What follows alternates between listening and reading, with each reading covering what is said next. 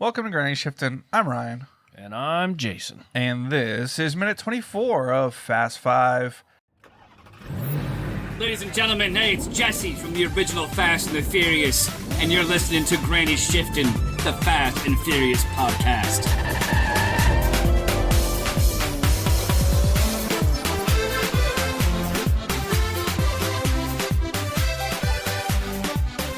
And we're downtown in Rio. And we did the thing. We did the thing. We went over. We haven't done the thing in a while where the movie starts getting good. It wasn't like the movie got crazy good, but there was a conversation going on that was like pretty intriguing. Yeah. And we were listening like, oh. It was story time. Story time. Do you think this building's real? This is a huge building in the middle of Rio. It'd be silly for it not to be real. It pans up for like 5 seconds and you still can't see the top. Oh, wow. Skyscraper, I think they call them. So we have to assume, like, after the camera pans up, the scene changes to in a fancy office building. So I'm kind of assuming that we are in that building now. Yeah. High up somewhere. So this is, like, pretty important. So you used to work in a pretty prestigious business. Okay. Did anybody have an office that was also the conference room? And your office was just one end of the table? No, not like this. I feel like my boss, the president, the owner, his office was big and his desk was large enough that it had 3 seats in front of it. So like several people could come and sit down and have room to... That's only for reprimanding. Pretty much. Or who knows what else. But like he's got all these papers stacked around. It's just like, this seems like the worst kind of desk you can have.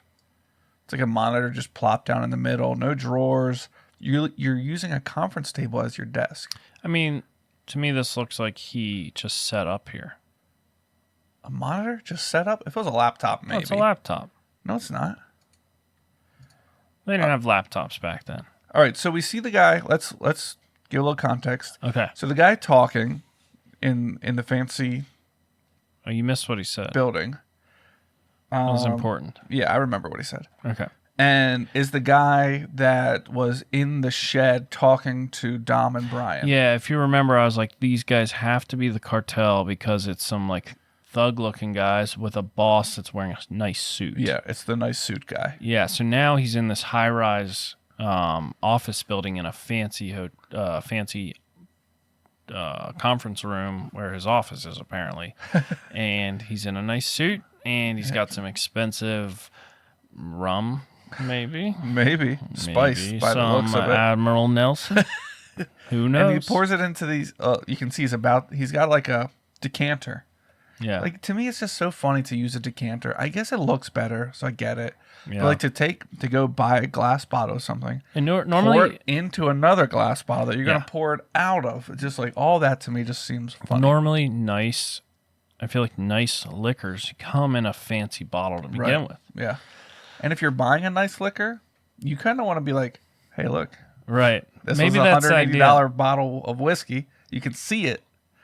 These decanters always look really annoying to pour out of too. They have like a big wide mouth on them. Yeah. You pull the plug out of the top. Well, Like usually it's that. like glass, though. It's like clink, clink, clink, Oh clink, yeah, it's like a glass lid that just sets in it. stopper. Let me hear your glass sound. clink, clink. Yeah, that's pretty terrible. That's like a hard sound though. Yeah. Remember those TikToks? That's this my was sound. like a couple years ago, where it was like 2 people and one would make a sound and the other would try to like duplicate it with their mouth. Oh, I never saw It was that. just funny. They'd like knock on something or hit something or rub something. Yeah, It was usually pretty funny. it sounds like a video my son would show me. Dad, watch this video. Watch this. All right, so he says, so there's No 2 offense. other. That was really offensive. I'm sorry. To me or to your son? To you. You should be got me. offended by They got that. me. That was, so we have 2 guys who don't say anything this entire scene. They're just 2 guys sitting here. They probably got paid like $50 for the day to sit in these chairs. All right, and you have an older guy who's probably 60s or 70s. Yeah. And then a guy that's younger, maybe 30s or 40s, also wearing really nice suits, definitely in some sort of Hispanic background. I mean, is like Brazil Different considered skin Hispanic? tones. Yeah, they're dark. They could pass for Brazilian or I don't know. But what he says at the beginning that we missed is he says, I would love to expand my business into your countries. Yes. So they're from other countries. Right. And so we're in Brazil. So they're a different country. Neighboring countries. But quite frankly, your business methods are too violent. Yeah. So this is a conversation that we got intrigued by. Yeah. Really interesting. We're getting a little history on Brazil here. And why Brazilians speak Portuguese. Yes. Yeah. Instead of Spanish. Yeah. So this guy, we can talk about this. What should we call him? Boss. Campos. We had several boss man. So far we thought the guy in the train was the boss. He was sort of the boss. He was like the first mate. Yeah. This is the captain. Yeah, we got Captain Nelson here. Cartel captain. Yeah, Admiral Nelson. Here we go. And he's on Cameo. I considered Really? having him do like an intro for us for What this else season. is he in? Nobody would know who he is, though. He's got a distinct voice, I think. But he's not cheap. He's not cheap. Oh, man. What else? He's got to be in something It's like else, $100 for a cameo. Oh, pocket change for Yeah, this I mean, podcast. I make that in like half an hour with all my social media stuff. Oh, yeah. But we don't just Twitch spend streaming. frivolously. No, yeah, we got to make sure our investment counts. Right. So he's all right. Let's find out what else he's in because he has a semi-important role. He's definitely a B-list actor in this, though. Oh wait, I'm sorry. He's one of our favorite actors in this movie. So in case we get him to do Maybe the he's cameo, not on Cameo anymore. He just was the other week when I looked. look him up and see what movies he's in. All right. Do you want to talk about what he's talking about while I look this up? Yeah. Here, can I click through with the pause? Yeah. Okay. So he walks over to the two gentlemen from the other country, and he pours some of his rum into their glasses, and he continues talking. Let me tell you a true story. 500 years ago, the Portuguese and the Spanish came here, each trying to get the country from the natives. It said from their natives, but he's saying they wanted to take Brazil for their own. Who was the natives? The Brazilians. Okay. Come on. Okay. Yeah, obviously. The Spaniards arrived. He says guns blazing. Guns a-blazing, probably. Yeah. Guns a-blazing. Determined to prove who was boss. I spoke faster. All right. I did find some of the movies that pause. he's in. All right. Here's what Okay. he's known for. All right. The newest one is 2001, other than Fast Five. Fast Five is first for what he's known for. Okay. Then it's Desperado. He plays Bucho. Okay. Clear and Present Danger. That's a 1994 film starring Harrison Ford. Oh, jeez. He was in Behind Enemy Lines. I'm sure you heard of that I've one. heard of that, yeah. That's what he's known for. What's his, actual name? Joaquim? Oh, look at this. Look at his last name. Almeida. Almeida. Oh. That was the same last name as Joao. Joao. Joao. I don't think we're remembering that correctly. Joaquim. All right, so the Spaniards came in, guns a-blazing, and the natives killed every single Spaniard. So what did the Portuguese do? He said, personally, I prefer the methods of the Portuguese. They came bearing gifts, mirrors, scissors, trinkets. All right, pretty interesting to think. If you are a native, let's say you don't have technology. You're living in the Amazon rainforest. Somebody brings a mirror. Yeah. Think how crazy that would be. Like you've seen reflections in water, but it moves, it's blurry. Something you can hold in your hand and see what you look like clearly. That would blow your mind. Yeah. Scissors? I'm not sure what they would cut with scissors. Cloth? Instead of using a sharp rock? They have leather. Leaves, you could cut leather. leather. They were wearing leather, right? Yeah. So scissors would be pretty crazy. Yeah.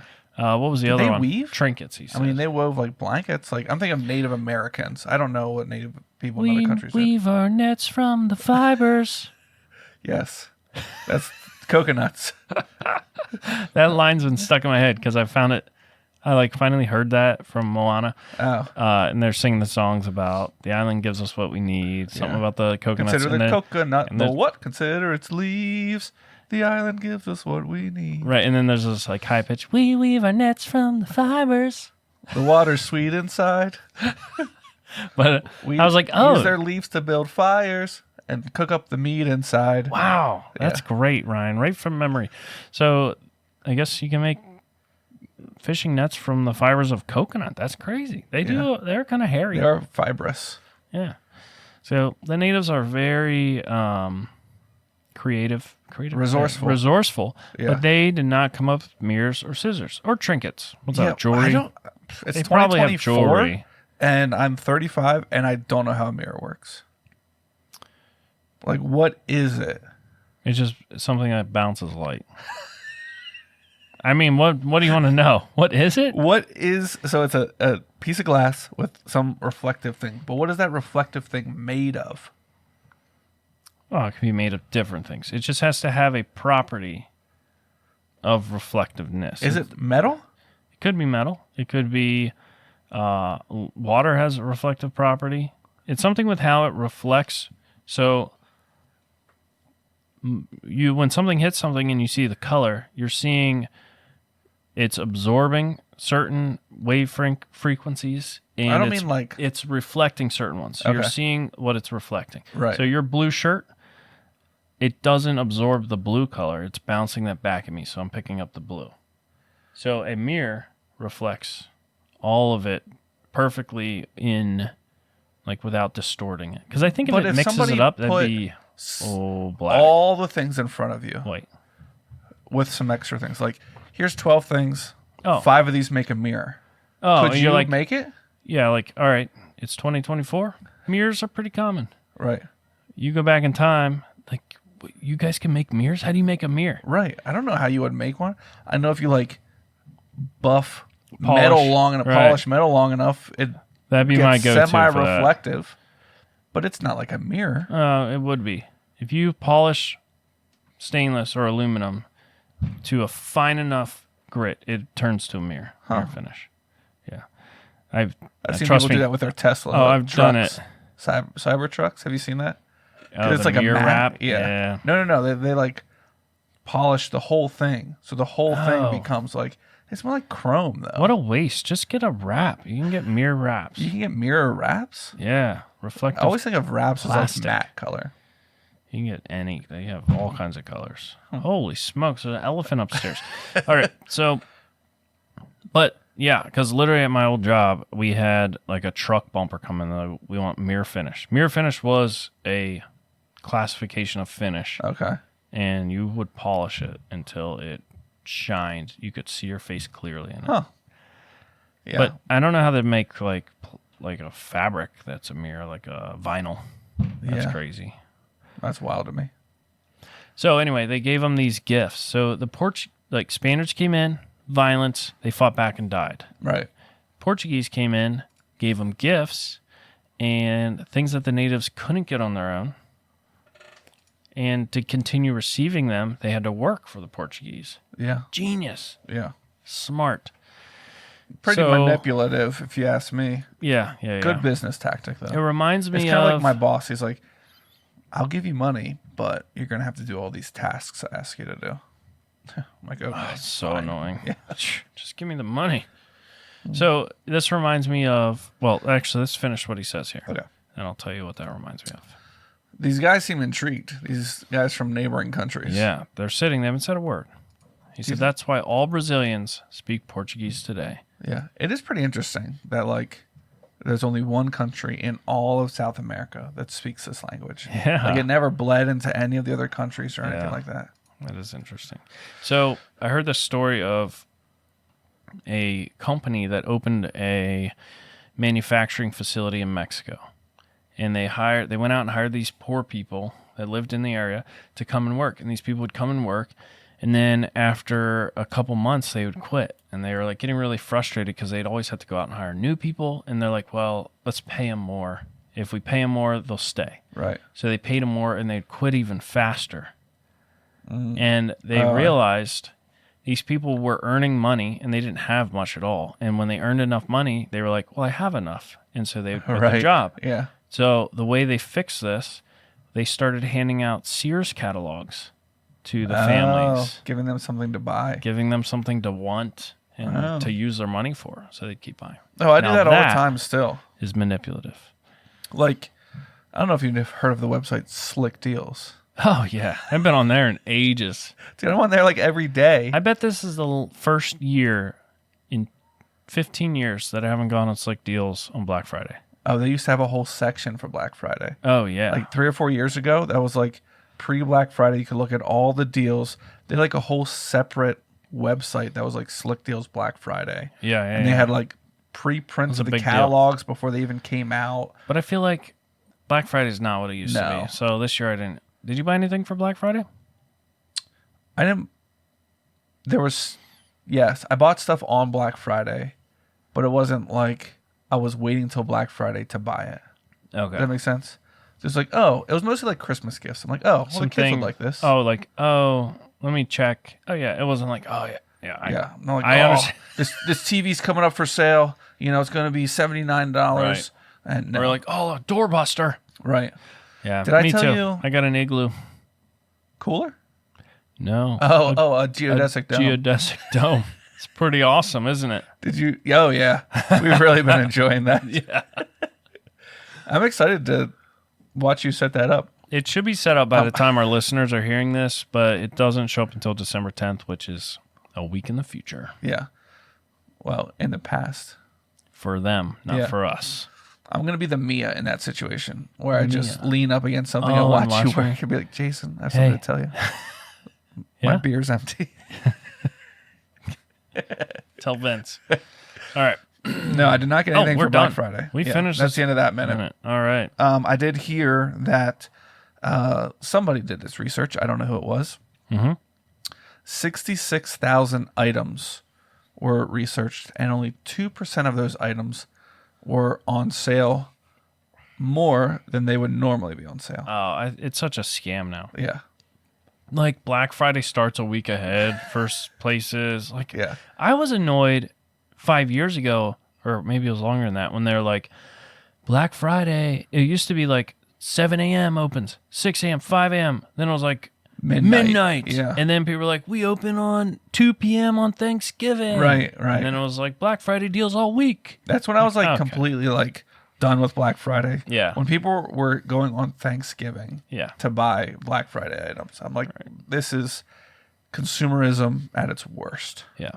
And I do think now it's literally, I think Snackman just told me this, that they bought something on Black Friday. I might be messing this up. It was on sale, Black Friday. He bought something? Or his wife did. Oh, yeah. And then went and looked at its price. So it was on sale, 20% off. And then it was back to its regular price, which was the sale price, like after Black Friday. Or something like that. What do you mean? Or maybe it was like this. She bought something a month before for $80. Okay. Yeah. And then on Black Friday looked it up, and it was $100 but 20% off for $80. Yeah. They do that type of deal. Yeah. I might be remembering that wrong, but it's that concept. Yeah. I've heard that they like just jack up the list price. Right. Or the MSRP. The bigger discount. Right. It's 45% off, but normally it's that same price anyways. Exactly. It's a scam. Yeah. Everything's a scam. Except for this podcast and our Patreon, which congratulations to the winner. Yeah. If they won. Is that already? I don't know. No. We're still in December right now. Okay. Soon. Somebody's going to win big. Yeah. Happy New Year. Yeah. I hope you have a good time with your thing. Resolutions. Come up with your resolutions. We should have a podcast resolution for 2025. Crab. Oh. Don't eat crab. Huh. Yeah, they go sideways. I thought it was all about going forward. You eat pork, not chicken. Like that's why you have pork and sauerkraut.